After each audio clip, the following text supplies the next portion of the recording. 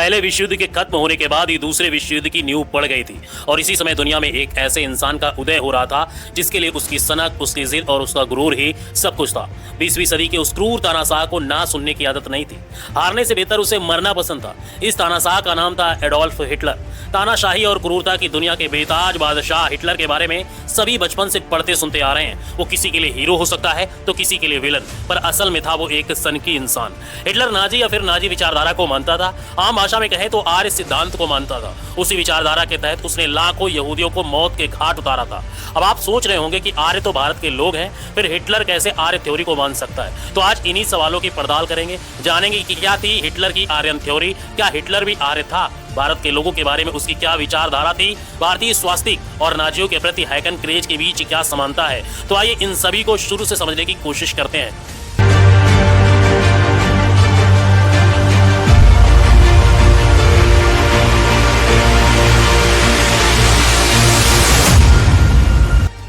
बीस अप्रैल 1889 को हिटलर का जन्म हुआ। पहले विश्व युद्ध के बाद जनवरी 1920 में उसे जर्मन वर्कर पार्टी का प्रोपेगेंडा यानी कि प्रचार प्रसार का प्रमुख बनाया गया। आने वाले महीनों में उसने पार्टी का नाम national socialist German worker party यानी नाजी पार्टी रख दिया। अप्रैल 1920 में उसने पार्टी वर्कर के सामने भाषण दिया, जहां उसने वर्कर से एक सवाल पूछा कि मुट्ठी भर ब्रिटिशर्स ने आधी दुनिया पर राज कैसे कर लिया है। कोई सवाल का जवाब देता उससे पहले ही हिटलर ने बोला, हमें भी यही करना चाहिए। मगर इससे पहले हुई मीटिंग के दौरान हिटलर ने भारतीयों के सपोर्ट में बोला था और कहा था कि भारत से कपास और रबड़ का निर्यात कर ब्रिटिशर्स ने भारतीयों का खून चूसा और उन्हें भूखा रहने पर मजबूर किया। क्या उन्हें ऐसा करने का हक है? दोनों बातें एक दूसरे के बिल्कुल विपरीत थी। पार्टी वर्कर्स को समझ नहीं आया था कि वो कहना क्या चाहता है। तब हिटलर ने अपने दोनों सवालों का जवाब एक शब्द से दिया, पावर यानी कि ताकत। उसने कहा कि सारा मामला ताकत का है। अंग्रेजों के पास ताकत थी, इसलिए वो भारत के लोगों पर राज कर पाए और उन्हें ऐसा करने का हक भी है, क्योंकि जिसके पास ताकत नहीं उसे अधिकार की बात करने का कोई हक भी नहीं है। जर्मनी के पास कोई अधिकार नहीं है क्योंकि हमारे पास कोई ताकत नहीं है। अपनी किताब कैंप में हिटलर इसी विचार को दूसरे तरीके से कहता है। वो लिखता है, या तो जर्मन वर्ल्ड पावर होगा या होगा ही नहीं। इसके बाद इस पार्टी मीटिंग में उसने एक और बात कही थी, अंग्रेजों के पास यह ताकत आई कहां से? इसका जवाब देते हुए उसने कहा, नस्ल। ब्रिटिश भारत पर इसलिए राज कर पाए क्योंकि वो बेहतर नस्ल के थे। हिटलर के इस नस्ल वाली बात को समझने के लिए उसके दो सहयोगियों के विचार को समझना होगा। पहले ह्यूस्टन स्टीवर्ट चैम्बरलेन, दूसरा Alfred Rosenberg. Houston Stewart Chamberlain एक ब्रिटिश मूल का जर्मन फिलोसफर था। वही हिटलर का बौद्धिक गुरु भी था। नस्लीय श्रेष्ठता का विचार हिटलर को चैम्बरलेन से मिला। दरअसल चैम्बरलेन और उसके जैसे कई फिलोसफर उस समय समाज में भोगवाद और भौतिकवाद के सवाल से जूझ रहे थे और औद्योगिक क्रांति ने जीवन जीने के तरीकों को बेहतर कर दिया था। साथ ही चर्च और धर्म की ताकत कम होने लगी थी। जर्मन फिलोसफर द्वारा दिया गया विचार व्हाट इज डेड फेमस हो चुका था और एथिक्स और मोरालिटी को साइंस से चुनौती मिलने लगी थी। चैम्बरलेन ने इन सब का जवाब नस्लवाद से निकाला। चैम्बरलेन बहुत पहले से ही नस्लवाद का समर्थक था। जब 1988 में उसे भारतीय धर्मशास्त्र पढ़ने का मौका मिला तो उसने इसी नजर से भारतीय दर्शन को देखना शुरू किया। 19वीं सदी के मध्य में विलियम जोन्स नाम के एक ब्रिटिश स्कॉलर ने अपनी रिसर्च में संस्कृत, ग्रीक और लैटिन भाषा में बहुत सारी समानताएं पाई और इन भाषाओं को बोलने वाले लोगों को उसने नाम दिया था आर्य। ये शब्द जो अब तक भारत के वैदिक परंपरा से जुड़ा हुआ था वो एक अब नस्लीय पहचान बन गया था। धीरे धीरे बाकी स्कॉलरों ने भी पाया कि 40 और ऐसी भाषाएं थी जिसमें समान गुण थे। इसमें से जर्मन और इंग्लिश भी शामिल थी। तब से ये सवाल उठने लगा कि भारत और यूरोप के लोग एक भाषा कैसे बोल रहे थे। दरअसल संस्कृत भाषा हिंदू यूरोपीय परिवार की भाषा थी। तब तक ये विचार भी आम हो गया था कि 1500 साल पहले ही आर्य भारत में सेंट्रल एशिया के जरिए आए थे।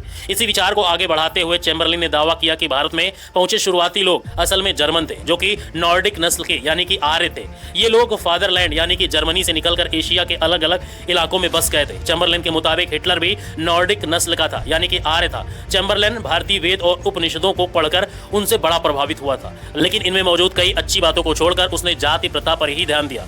नस्लीय बंटवारे के रूप में जातीय प्रथा उसे बड़ा लॉजिकल सिस्टम लगा, जिससे श्रेष्ठ नस्ल के लोग सबसे ऊपर और कमतर नस्ल के लोग नीचे। उसने दावा किया कि श्रेष्ठ आर्य लोगों ने वेदों और उपनिषदों को लिखा और दुनिया को भौतिकवाद से आगे बढ़ाने के लिए थ्योरी दी थी।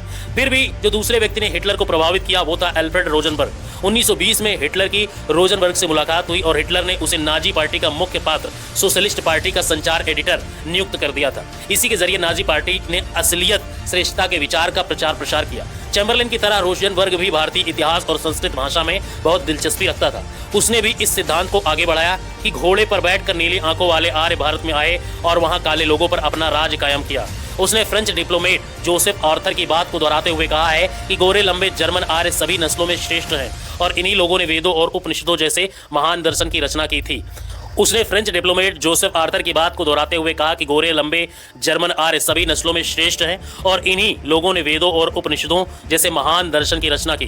रोजनबर्ग ने जाति व्यवस्था पर अपने विचार रखते हुए कहा है कि मूल निवासियों से खुद को अलग रखने के लिए आर्यों ने वर्ण व्यवस्था की शुरुआत की। वर्ण शब्द का एक मतलब जाति था और एक मतलब था रंग। हिटलर इन्हीं सब बातों से प्रभावित हुआ था। उसके लिए सही वही है जिसके हाथ में पावर है। उसके विचार में बिना पावर के सही होने का कोई मतलब नहीं है। मगर सवाल यह है कि हिटलर आर्य जाति को ही ताकतवर क्यों माना था?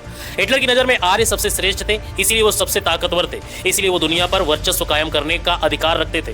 हिटलर की यह विचारधारा चार्ल्स डार्विन और स्पेंसर जैसे विचारकों के सिद्धांतों पर आधारित है। डार्विन प्रकृतिवादी थे। उन्होंने विकास और प्रकृति चयन की अवधारणा के लिए पौधों और पशुओं की उत्पत्ति के लिए इसे एक्सप्लेन किया था।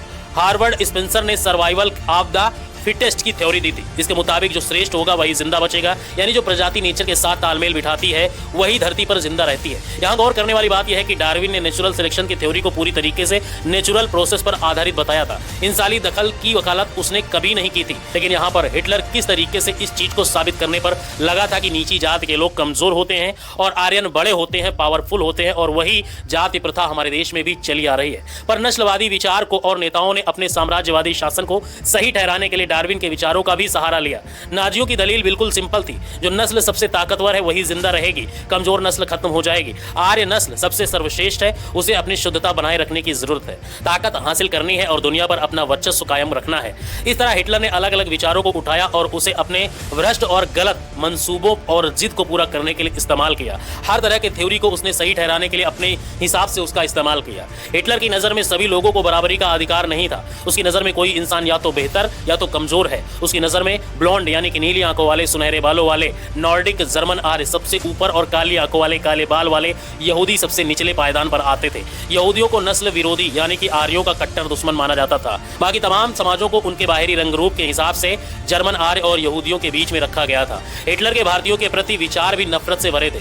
उसे भारतीयों से नफरत थी। वो भारतीयों को सही मायने में आर्य नहीं मानता था। दरअसल स्टीवर चैम्बरलिन ने जो थ्योरी दी थी कि जर्मनी से भारत पहुंचे आर्यों ने उपनिषद जैसे महान ग्रंथों को लिखा, उन्होंने खुद को भारत के मूल निवासियों से अलग रखने के लिए जाति प्रथा की शुरुआत की। लेकिन फिर धीरे धीरे नस्ल में मिलावट हुई और भारतीय आर्य लुप्त हो गए। और इन्हीं विचारों के चलते हिटलर भारतीयों को कमजोर नस्ल वाला मानता था और ब्रिटिश शासन के भारत को गुलाम बनाने को इसी वजह से जायज ठहराता था। भारतीयों को लेकर हिटलर के विचार उसकी किताब में बाकायदा लिखे हुए हैं। इसमें हिटलर ने लिखा है कि एक जर्मन होने के नाते मैं इंडिया को इंग्लैंड डोमिनियन के अंदर देखना चाहूंगा बजाय किसी और देश के। 1936 में हिटलर ने एक राजनीतिक रैली में कहा था कि भारतीय चल भी नहीं सकते थे, अंग्रेजों ने उन्हें चलना सिखाया। भारतीयों के लिए नस्लवादी शब्द का इस्तेमाल किया। एक रैली में उसने कहा कि भारत में ब्रिटिश राज जर्मनी के लिए एक मॉडल है और इंडिया इस बात का उदाहरण है कि गुलाम नस्ल के साथ कैसे व्यवहार किया जाता है। आजादी के आंदोलन को लेकर उसका मत था कि यह बेहतर नॉर्डिक नस्ल के खिलाफ नीचे नस्ल के लोगों का विद्रोह था।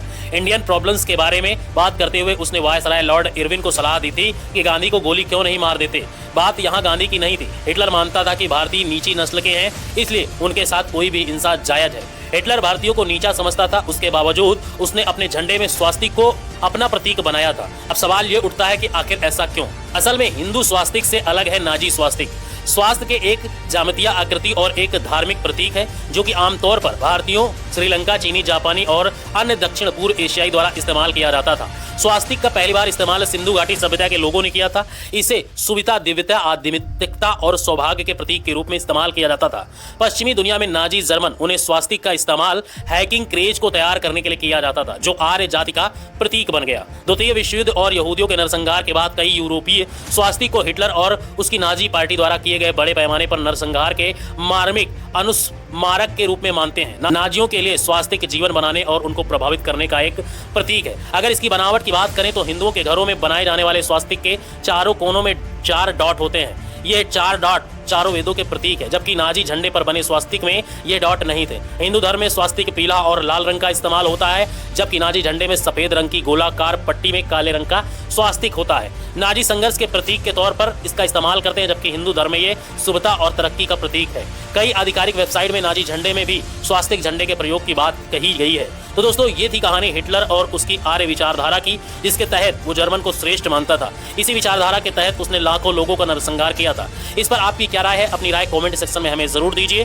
तो इसके पहले जो मैंने आपको बताया था कि आपको हिटलर के बारे में कि हिटलर कौन था और उसकी शुरुआत कैसे हुई थी, इसका वीडियो मैंने यहाँ आई बटन पर लगा दिया और इसका लिंक मैं आपको डिस्क्रिप्शन में दे रहा हूँ। हिटलर के बारे में पूरी जानकारी हमने इस वीडियो में कवर की है। तो उसने हिटलर ने पार्टी कैसे बनाई, उसका बचपन कैसे रहा और हिंदुओं के प्रतीक स्वास्तिक को किस तरीके से उसने यूज किया और तमाम सारी चीजें आखिर आर्य यूरोप में कैसे आए, इन सब का पूरा विवरण हमने पहले और दूसरे पार्ट में दे दिया है। यहां पर जाकर आप देख सकते हैं। तो ये थी हिटलर से जुड़ी हुई कई सारी रोचक बातें। फिलहाल मिलते हैं किसी नए एपिसोड के साथ, तब तक के लिए जय हिंद।